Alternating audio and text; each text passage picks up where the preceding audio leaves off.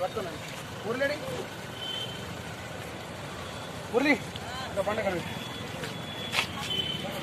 విగ్రహం పెద్దగా అయిపోయింది అప్పటికి పక్క ఓపెన్ చేసి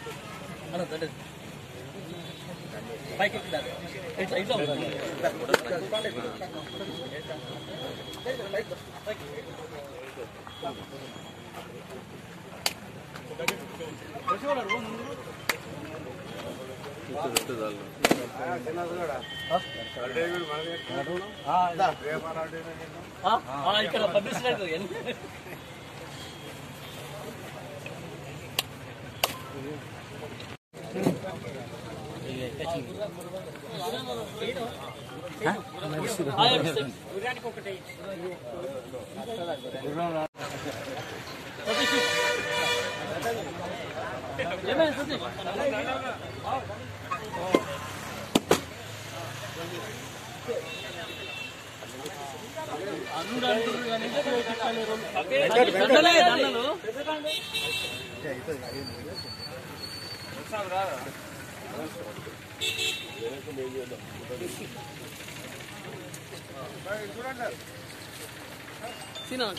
కొంచెం జరుగు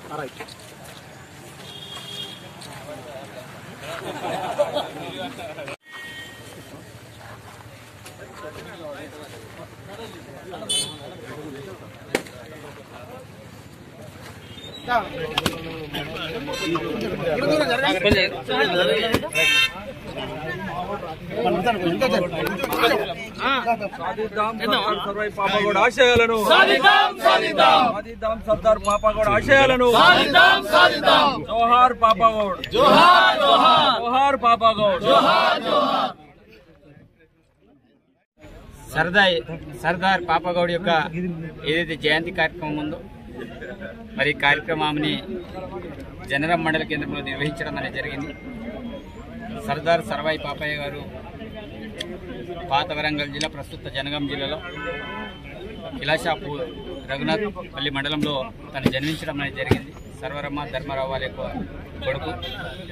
మరి ఆ రోజుల్లో మరి తురస్కులతో పోరాటం చేసిన వ్యక్తి. ఆ పోరాటాల గురించి అతను చదువుకుంటే కుమ్రం భీం యొక్క పోరాటం, అదేవిధంగా సర్వార్ పాపయ్య గారి పోరాటం మరి ఒక స్ఫూర్తిలాగా అనిపిస్తుంది. ఆ రోజుల్లో కుమ్రం భీం కూడా అదే నిజాంలకు వ్యతిరేకంగా పోరాటం చేశారు.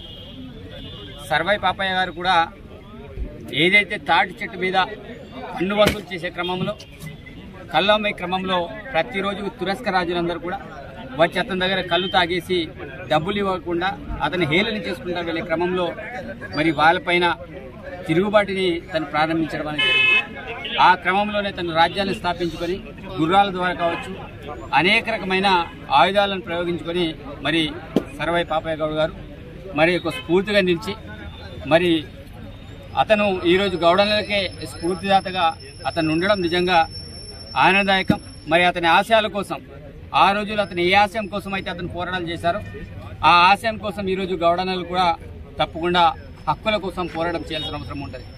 కాబట్టి ఆ దిశగా స్ఫూర్తిగా తీసుకొని ఇలాంటి మహానీయులను తప్పకుండా ప్రతి ఒక్కరు కూడా గుర్తించాల్సిన అవసరం ఉంటుంది.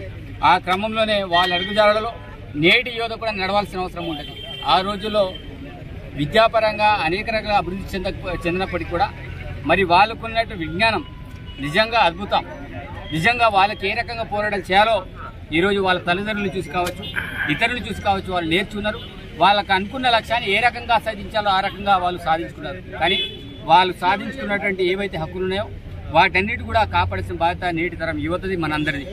కాబట్టి సర్వాయి పాపన్న గారి యొక్క ఏదైతే జయంతి కార్యక్రమం ఉందో తప్పకుండా మరి ఆ కార్యక్రమాన్ని ఇక్కడ నిర్వహించడం, నన్ను కూడా ఆ యొక్క గౌడనలు నన్ను ఆహ్వానించడం మరి అభినందనీయం. మరి గౌడల విషయంలో కూడా గతంలో మేము ఎన్నికల సమయంలో కావచ్చు అనేక రకాల హామీలు ఇవ్వడం అనేది జరిగింది. అందుకే గౌరవ ముఖ్యమంత్రి రేవంత్ రెడ్డి గారు కూడా మొన్న గౌడల సేఫ్టీ కోసం వాళ్ళందరూ కూడా కిట్లు పంపిణీ చేయడం అనేది జరిగింది. మరి త్వరలోనే ఏవైతే మేము ఆ రోజు గౌడల కోసం ప్రత్యేకించి నిధి ఏర్పాటు చేయడం విషయమే కావచ్చు, ఏవైతే హామీలు ఇచ్చినా కావచ్చు వాటన్నిటి కూడా దశల వారీగా మరి గౌరవ ముఖ్యమంత్రి చేస్తూ పోతున్నారు. తప్పకుండా గౌడల యొక్క సమస్యలు ఏ సమస్యలున్నా అది నా సమస్యగా భావించి నా ప్రాంతంలోని గౌడనల కోసం తప్పకుండా నిరంతరం కృషి చేస్తా. తప్పకుండా మీరు ఏదైనా నా ద్వారా మీకు సహకారం కావాలన్నా తప్పకుండా మీరందరూ కూడా నన్ను సంప్రదించవచ్చు. తప్పకుండా మీ బాధలను కూడా నాకు చెప్పచ్చు.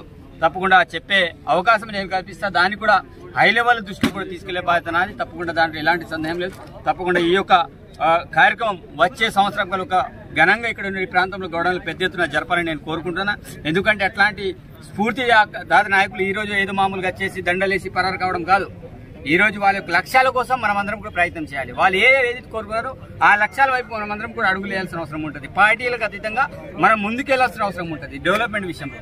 కాబట్టి ఈ విషయంలో మీరందరూ కూడా పూర్తి స్థాయిలో అది చేస్తారని, వచ్చే సంవత్సరం పెద్ద ఎత్తున ఈ కార్యక్రమం కూడా ఏర్పాటు చేస్తారని నేను ఆశిస్తున్నా. తప్పకుండా మా పక్షాన ఏ సహకారం కావాలని తప్పకుండా చేయడానికి మేము సిద్ధంగా ఉన్నాం కూడా.